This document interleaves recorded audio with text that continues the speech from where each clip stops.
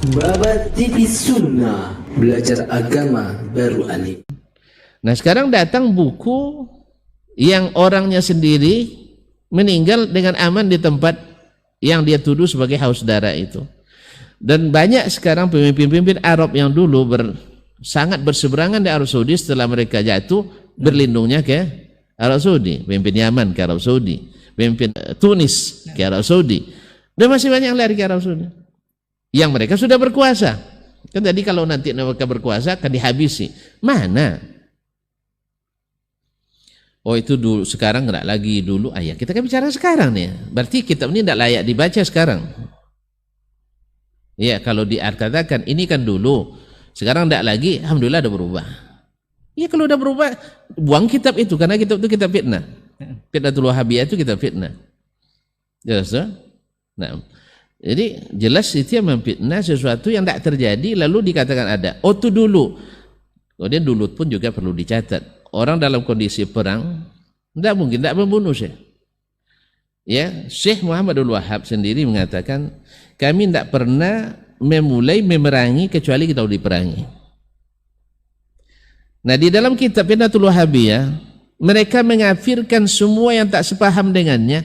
Lalu Syekh mengatakan kami tidak mengafirkan kecuali yang dikafirkan dengan ijma' oleh kaum muslimin. Berarti dusta. Karena dia akan mengatakan Syekh mengafirkan.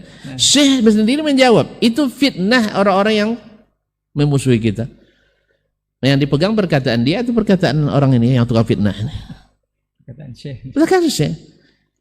Dan kenyataan yang ada hari ini, ya, alhamdulillah kita juga belajar dhawabitut takfir dalam kitab dan sunnah, dan ini sangat ditekankan karena mengafirkan orang itu bukan masalah mudah, sama juga membid'ahkan juga tidak masalah mudah, tapi membaca ini amal bid'ah, ini amal bid'ah, ya kalau ternyata salah, ayo sampaikan dalilnya, tapi jangan berdalih. Kita tidak pakai dalih dong, kita pakai dalil.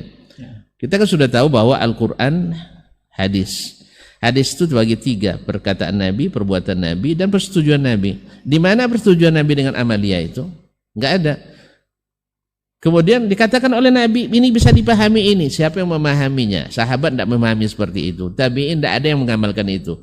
Imam yang empat ada yang mengatakan, tiba-tiba di abad ini ada yang mengatakan itu. Berarti ada masalah itu. Tidak ada dalil, berarti tafsir kita keliru.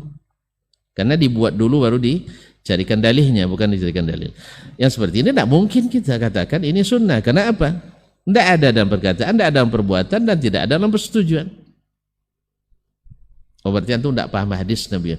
Ya, antum tuduh tidak paham itu urusan antum. Tapi yang jelas saya memahami seperti para as-salaf memahaminya. Mereka tidak memahami seperti antum pahami. Buktinya tidak ada amal mereka seperti itu.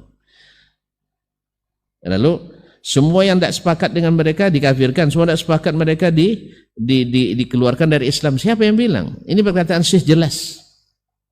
Berarti ini tukang fitnah. Walaupun dia orang yang punya nama. Yang punya nama juga bisa berdusta kok. Iya. Banyak orang-orang besar ya berdusta. Ya, saya tidak mau menyebutkan nama-nama, segarlah karena ya menjaga nama tidak baiknya ulama tersebut. Ya, nama tidak baiknya. Dia berdusta. Ya, ada seorang ulama yang mengatakan dalam kitabnya bahwasanya seluruh ulama mazhab Syafi'i mesti berakidah Asy'ari, dan semua yang mazhab Maliki mesti berakidah Asy'ari. Demikian juga Hanafi. Subhanallah. Dan tidak ada yang tidak mengikut akidah Asy'ari kecuali yang klene-klene saja. Ya ini kalau ditelusuri, saya sudah catat juga ratusan ulama yang bukan klene. Ya biar tahu ya, bukan klene. Seperti As-Sarraj, Ibn Suraj. Misalnya dia digelar dengan Asy-Syafi'us Tsani, yaitu Syafi'i kedua. Kan ada Sultan Syarif Qasim 1, Qasim 2 ya. Ini Ats-Tsaninya. Kemudian Abu Hamid Al-Isfrayini digelar dengan Asy-Syafi'us Tsalis, Syafi'i ketiga. Ada Imamul A'imah Muhammad bin Ishaq ibn Khuzaimah yang juga sezaman dengan Abu Hasan Asy'ari dan setelahnya, juga digelar dengan Imamul A'immah. Klene itu.